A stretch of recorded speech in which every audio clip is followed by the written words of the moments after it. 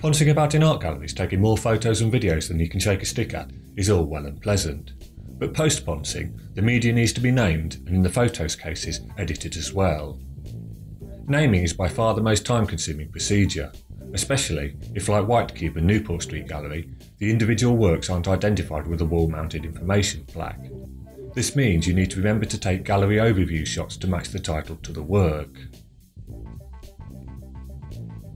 Cataloguing seems like dead time when you could be producing videos with the media. Travelling to art galleries on trains is also dead time, apart from the period spent emailing abusive messages to the King of Glasgow, which is always productive and always enjoyable.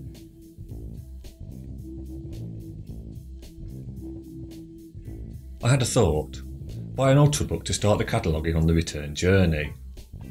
Such a device would not add too much weight to my bag, and weight is an issue when you walk 12 miles between London galleries and King's Cross Station.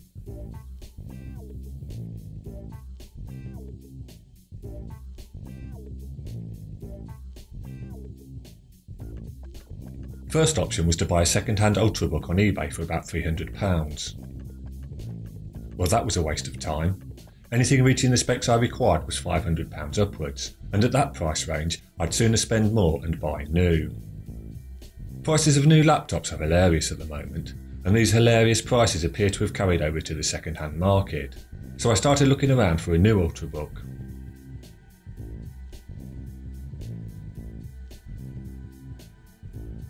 The specs I required were 256GB SSD, 8GB of RAM, i7 7th generation processor, 13.3-inch 1080p IPS matte screen, backlit keyboard, memory card reader, and 6 hours plus battery life in a lightweight chassis. After several hours spent chortling at the prices asked for these specs, I stumbled upon the Medion UK website, which was having a clearance, where the Akoya S3409 was on sale for £479.99.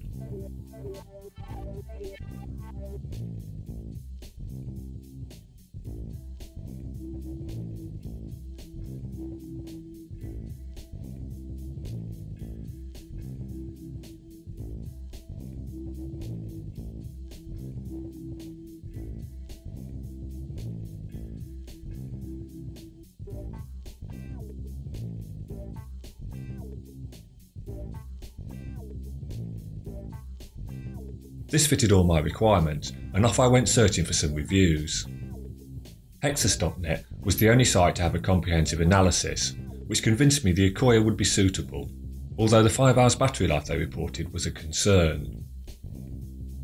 Setting the laptop up I found very little bloatware, and Windows 10 Home instead of my usual choice of Windows 10 Pro will be fine. But after updating I immediately disabled Windows updates, which I'm sure was only introduced to keep PC repair shops in business, as it renders so many PCs unusable. Windows as a service? Aye, right. Windows as a disservice more like. Anyway, once you've stopped updates and silenced Cortana, Windows 10 works well for my needs. Construction is alright, but the sharp edges remove any illusions this is a premium Ultrabook. The IPS screen impressed by having no discernible light bleed, and as expected with IPS, decent viewing angles. Keyboard is okay if a little spongy and short on key travel, and the trackpad is like all Windows trackpads. Rubbish, but no worse than the competition. The 2 USB ports are too close to accommodate all but the narrowest of USB devices at the same time, unfortunately. The speakers are more than acceptable for the chassis size. The worst piece of design is the tiny power button, which you have to press repeatedly with your fingernail towards the bottom to make the switch contacts. But what's it like for its intended purpose as an art gallery Ultrabook? The first test was a 3+ hours train journey to Edinburgh, during which my phone was connected via USB to identify and rename 100+ photos on it, and the laptop was tethered wirelessly to the phone for internet access. This did not go well, as with usage set to the lowest power profile, after reaching Edinburgh's Waverley station the battery percentage was 60%. And that was with 2.5 hours of the lightest use possible and having switched it off to conserve energy for the journey home. On the return leg, the battery dropped so quickly while identifying and naming the video shot in Edinburgh that I gave up after about 90 minutes with 20% battery power left. The videos were catalogued, but the last 90 minutes of travel was unproductive due to imminent battery exhaustion, and the photos remained unnamed. This poor battery life makes the Akoya pretty much useless for any travel lasting longer than 2 hours each way, unless one carries the charger, which is exactly what an Ultrabook aims to avoid. I'm not unhappy with the purchase, however.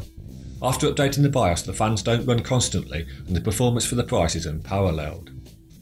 If a 4 to 5 hours battery life suits your usage, the Akoya S3409 is an excellent buy, but make sure it has the i7 processor and the 256GB SSD.